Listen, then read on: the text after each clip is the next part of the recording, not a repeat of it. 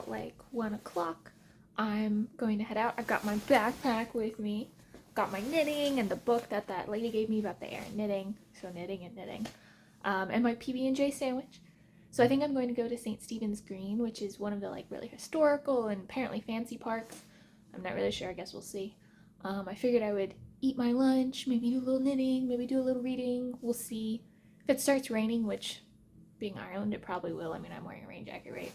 I can't really read or knit. I can eat, but that's it. At which point I'll just find something else to do.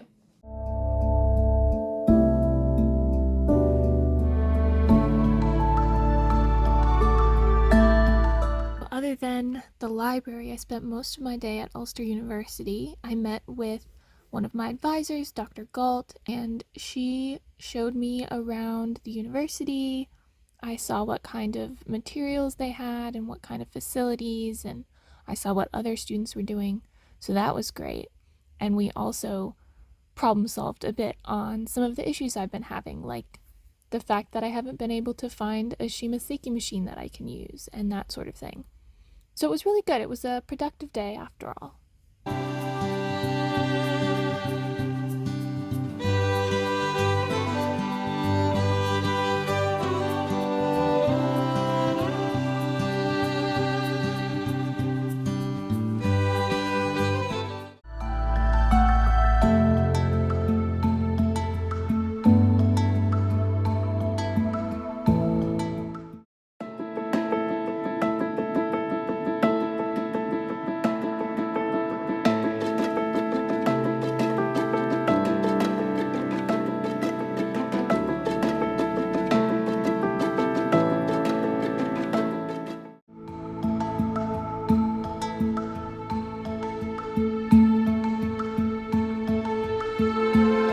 I will be that shining light to guide you home.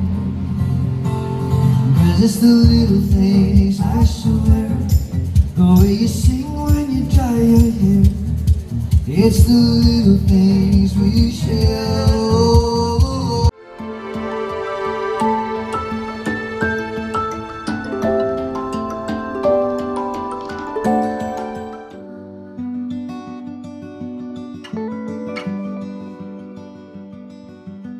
I went to the Tindle Institute. I had a meeting there for most of the afternoon, and I was talking to everybody that I had like connected with on email prior to coming to Ireland, and I saw their facilities. It was amazing. It was really interesting. I met some really interesting people. I learned a lot about the different knitting that people were doing and saw some of the different projects and the different like wearable electronics and also their facilities, so what I could be using if that's where I ended up working for the like last 6 months of my project.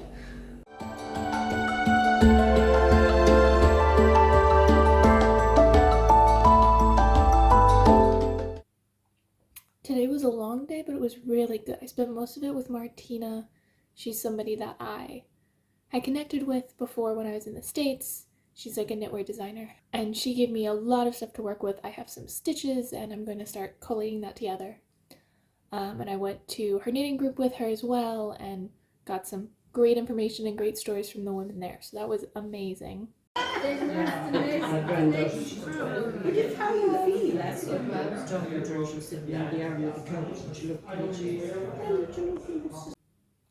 And there's a couple of books that Martina found for me that I'm gonna go through over the next couple of days so I can give them back to her when I see her again on Thursday. So that's great.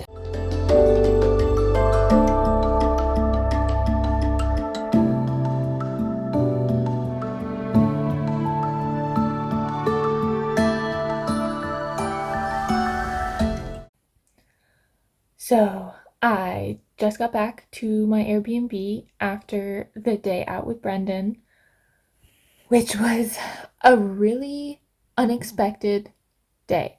So we went to McKernan Woolen Mills, which was expected, and it was very it was a very well run operation, but it was like I did not expect them to have 4 stole machines there.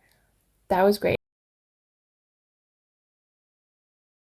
And their designs were really gorgeous. There was this one like shawl, scarf, really, you could wear it however you wanted, that had these bright daisy-esque flowers on it, and it just screamed Mary Quant. And I love her aesthetic. Normally, like, I would not be wearing bright orange or bright pink or whatever, but as soon as it has that little bit of Mary Quant, I'm just like, give it to me. I didn't buy it because it was 150 euros, and but I loved it. And the woman there was very, very lovely. She was explaining like how their whole operation works, and Brendan had questions about certain textile aspects, and then I was asking about, because this flower pattern was clearly a bird's eye jacquard, and I was like, I know exactly how you make that on a Shimaseki machine, right? Like it's a simple jacquard program. And I was like, how do you do that on the Stow machines? Because I don't have experience in that software.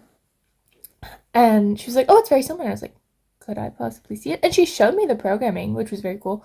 And it is surprisingly similar and different at the same time. Both programs are a very visual programming language, right? And the colors are important.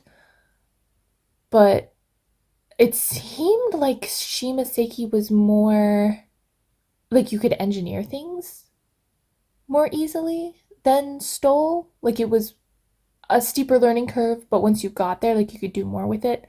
Just from the like 15 minutes she showed me of Stoll, I truly don't actually know.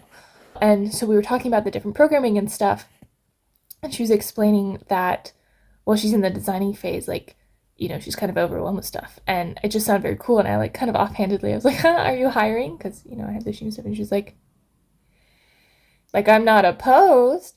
And I was like actually, because like I'm kind of doing knitting in Ireland, like.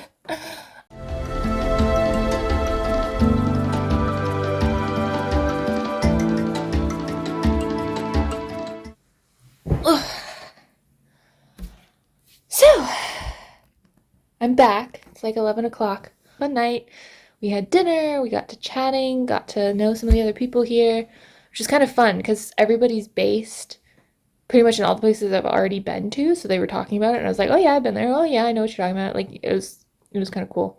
Before dinner was the orientation session, so there were some speakers and, you know, just information and stuff. And actually, I got from the course director, had contacted me a few times just to say that this Ireland and Florida for friends' weddings, so there were 3 weddings whilst I was there. To New York City for Thanksgivings and baptisms. To visit. You know, at the U.S. Embassy here, we focus on a variety of different things. Like I said, I work with the Irish public. And then the dinner.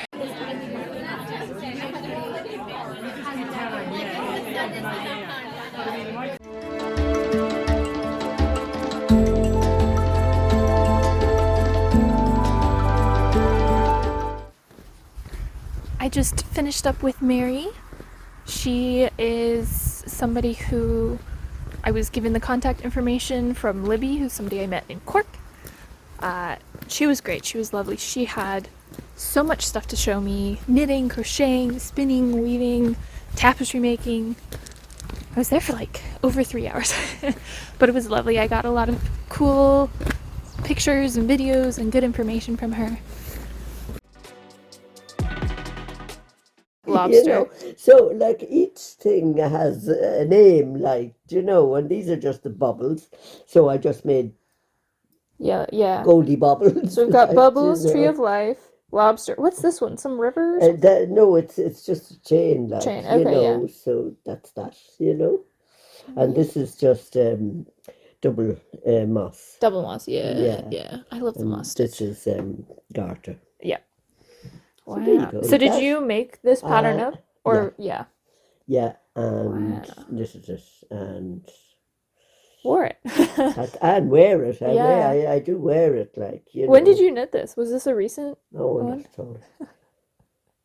Years. Years ago, yeah. Years ago. Well, Fair not enough. that many years ago now. Like, I mean, I'm here 20 years, and I did it since I came down here. So Okay. I did it sometime in the last, I suppose, maybe 10 years. Oh, like, okay, or wow. 15 years. Like, Yeah. You know, I really can't remember when I did it, you know.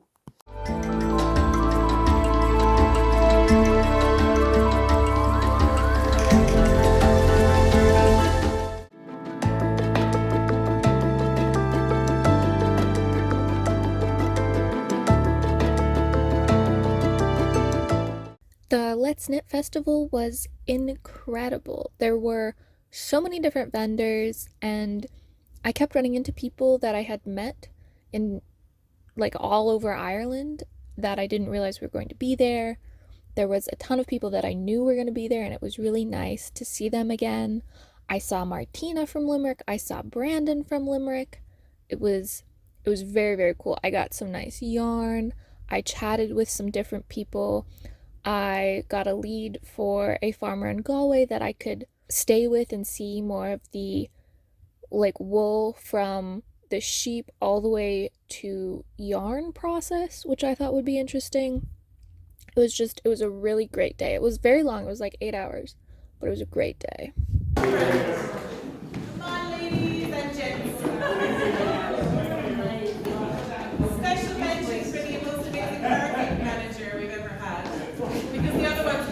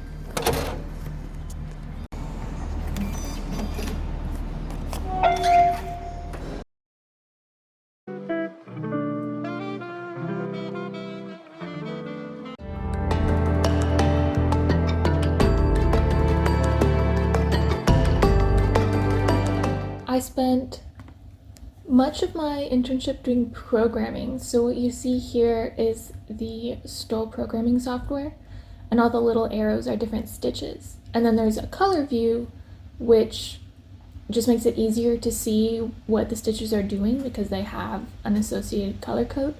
And so here I'm working on a ribbed pointel scarf. And there's also a fabric view, so you can render the stitches to look like what they'll look like when they've been knitted out.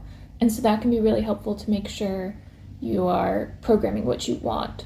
It's really good for troubleshooting. And so here I've rendered the whole scarf to make sure it looks the way I want it to look. And then I knit out the scarf, and I did a few different iterations, of course, because there were different issues with it. Pointel can be very difficult because you'll get a lot of unintentional holes as well as the intentional ones, so you have to troubleshoot that. So then here I'm working on something called color arrangement, which uses the colors to specify what certain areas of a program will do. And so the program is just a whole mess because Anka wanted me to experiment with different sizes of pixelation, and so that's what you're seeing here. And then I'm processing the program, and as you can see, there are a few different issues with it. That's all par for the course. And here I'm working on some jacquard programs. So a jacquard is what you think of when you have a fabric that has a picture knitted or woven into it. And so here the colors represent actual colors of yarn. So I made an orange pattern, I made this like rectangle pattern, and then I went ahead and processed them and knit them. And this is in the back. These are the Stoll machines, so I'm knitting some of these jacquard programs on these machines. As you can see, this is the rectangle scarf being knit out.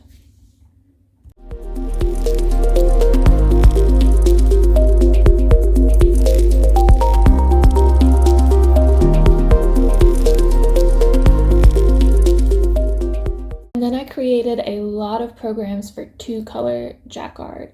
And so these are all in scarf programs, but it's a bunch of different samples just attached to each other so we can see what will knit nicely and what will look cool on a scarf.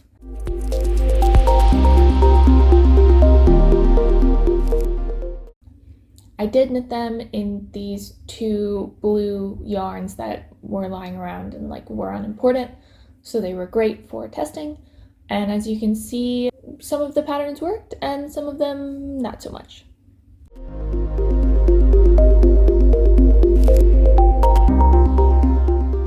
Here I'm assigning colors to the carriers on the machine, and this is for the Grecian pattern. The different colors correspond to a carrier, and then I have to pick from those yarn colors what will go where, and then of course it knit out.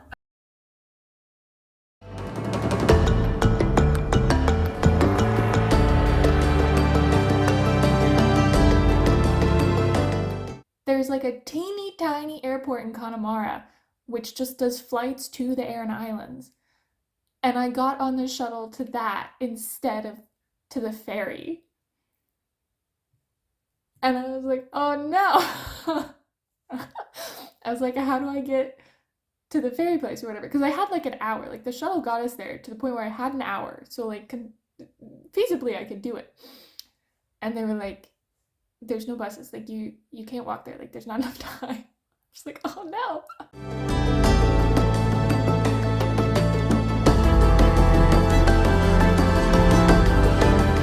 So today I'm going to the beach, or really the town near the beach, where there is a woman with a yarn store, sweater store, I don't know, but she apparently knits. So we're gonna go talk to her.